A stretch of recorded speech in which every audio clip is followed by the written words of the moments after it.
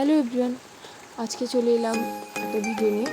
এই ভিডিওটা অনেক দিন থেকেই ফোনের গ্যালারিতে রেকর্ড হওয়া ছিল, তো আজকে সেই আপলোডটা করতে এলাম। তো মাঝখানে কিছুদিন আমি আপলোড করতে পারিনি কোনো ছবি বা কোনো ভিডিও, কারণ আমার কলেজের এক্সাম থাকার কারণে আমি করতে পারিনি।